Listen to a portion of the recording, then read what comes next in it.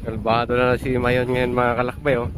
Ganda pa ng view, no? Pakita na sa akin ng magandang view, oh. Pero umuusok pa rin siya. Susun ko, para makita niyo yung usok.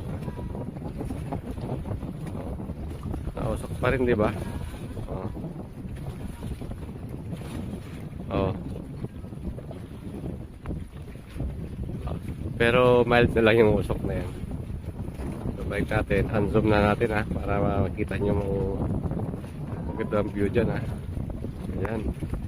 So yun yung Embarcadero, Sawangan, ayan. So tignan mo naman yung view ko, tignan mo naman yan, ganda, ayan. So diba?